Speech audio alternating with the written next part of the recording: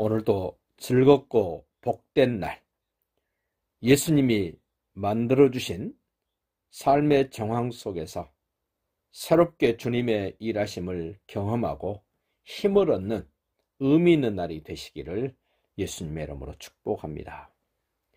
사울이 왕이 된 지 2년, 42살 때 일을 지금 소개를 합니다. 이제 13장부터 시작돼서 사무엘상 31장까지 사울이 왕이 돼서 사울이 죽는 과정을 이제 소개를 합니다.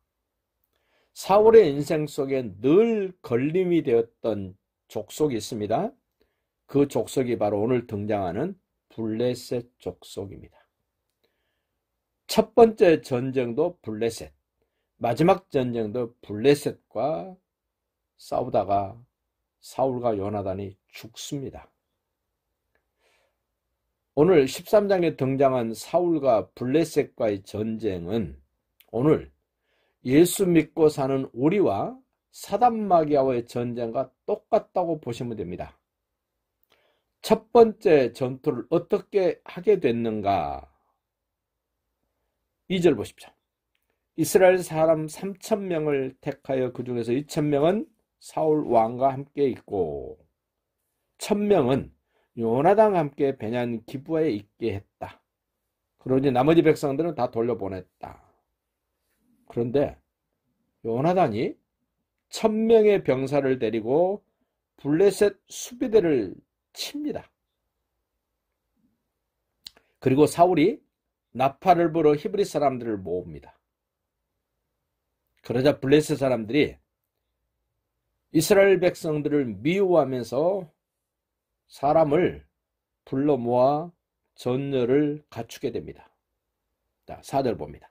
온 이스라엘이 사울이 블레셋 사람들의 수비대를 친 것과 이스라엘이 블레셋 사람들의 미움을 받게 되었다함을 듣고 그 백성이 길갈로 모여 사울을 따르니라.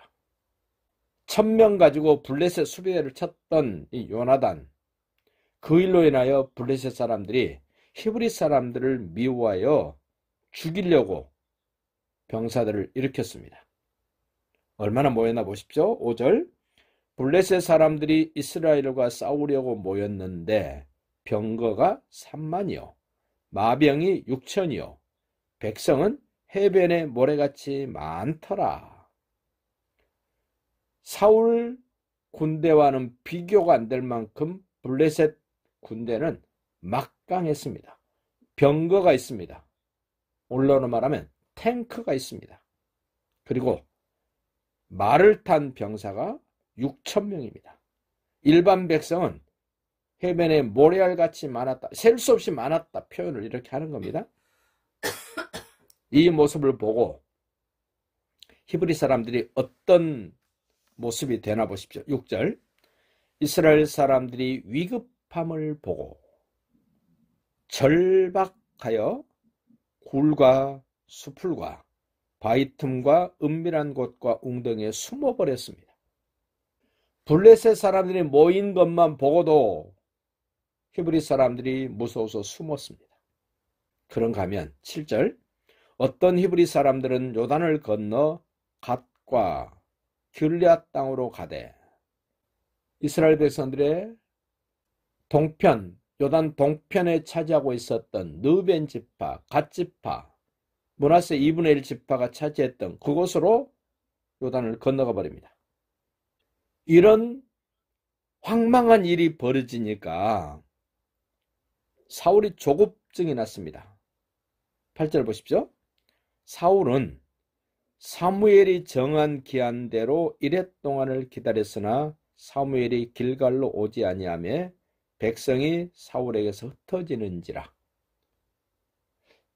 지금 모인 병사로도 사울은 겁신하고 두려운데 그 히브리 백성들이 한 사람씩 한 사람씩 사울을 떠나 숨어버리고 피해버립니다. 그런데 정작 와야 될 사무엘은 오지 않습니다. 그야말로 사면초가가 된 사울. 그러자 사울이 해서는 안 될 일을 합니다. 9절 보십시오.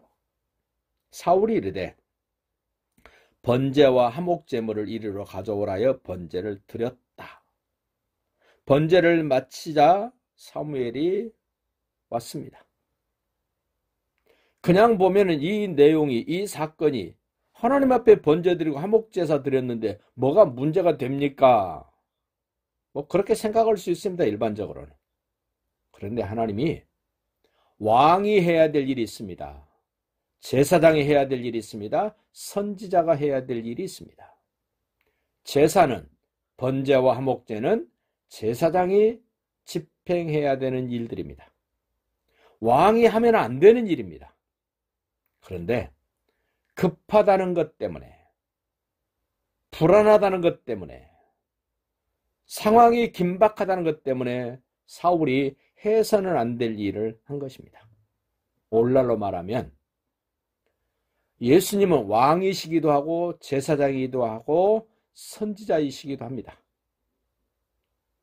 구약에 등장했던 선지자, 제사장, 왕은 따로따로 자기들이 해야 될 고유 영역이 정해져 있습니다. 그런데 사울 왕이 해서는 안 될 제사장 역할을 해버립니다. 어떤 문제가 생기나 보십시오. 11절 봅니다. 사무엘이 이르되 왕이 행하신 것이 무엇이냐 하니 사울이 이르되 핑계댑니다. 보세요. 백성은 내게서 흩어지고, 사실입니다. 흩어졌습니다. 당신은 정한 날에 오지 않고, 사무엘은 제사도 할 수 있습니다. 그리고 하나님의 뜻을 나타내 보이는 선지자 일도 하게 됩니다. 근데 그 사무엘이 오지 않았습니다. 당신은 정한 날 안에 오지 않고, 약속을 했습니다. 며칠 날까지 옵니다 했는데 사무엘이 그날 안 왔습니다. 블레셋 사람은 mik마스에 모였음을 내가 보았다. 사울왕이 봤습니다. 블레셋 군인들을 봤습니다. 얼마나 겁이 났겠습니까?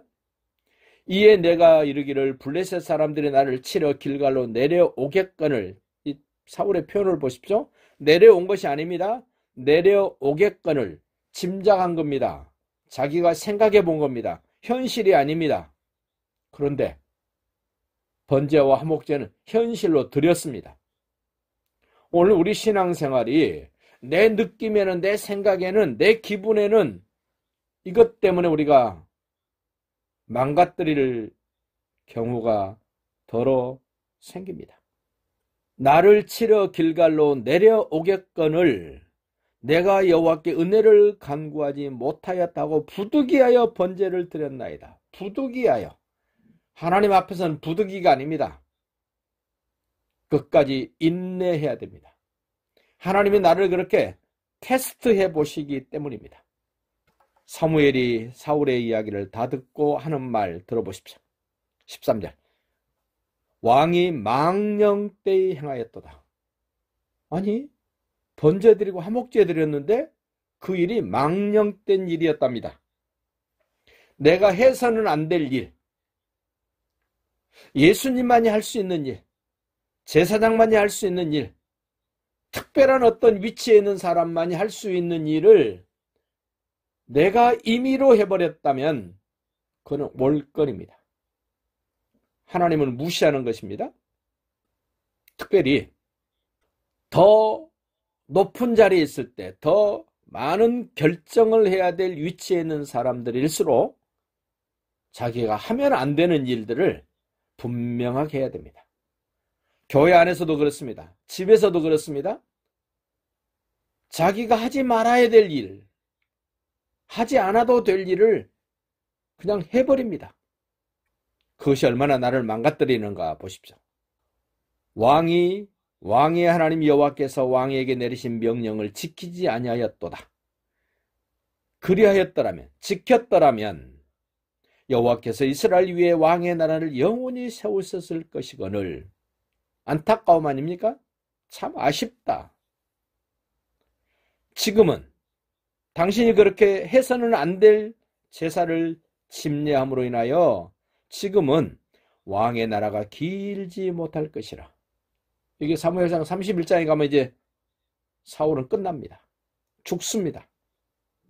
여호와께서 왕에게 명령하신 바를 왕이 지키지 아니하였으므로 여호와께서 그의 마음에 맞은 사람을 구하여 여호와께서 그를 그의 백성의 지도자로 삼으셨느니라.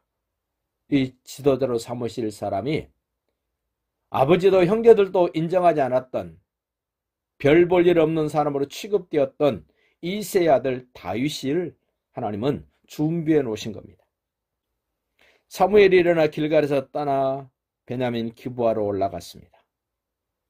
그러자 사울이 깜짝 놀라서 자기 주변을 다시 한번 점검해 봅니다. 사울이 자기와 함께한 백성의 수를 세어보니 600명가량이라. 어떻습니까? 3,000명 모였었는데 600명으로 줄었습니다. 겁먹을 만도 합니다. 블레셋 군대를 쳐다보니 더 겁먹을 만합니다. 그런데 기억하십시오. 하나님은 여전히 하나님으로 계십니다. 그 하나님이 사울을 왕 세웠습니다. 그 하나님이 여러분과 저를 하나님의 자녀 삼으셨습니다. 그 하나님은 블레셋 군대와는 비교가 안 될 만큼 능력이 있습니다. 힘이 있습니다. 그 하나님을 바라보시고 환경 때문에, 지금 처지 때문에 엉뚱한 어리석은 것 하지 마시고 끝까지 주께서 말씀하시는 말씀을 따라가는 멋진 믿음 생활이 되시기를 예수님의 이름으로 축복합니다.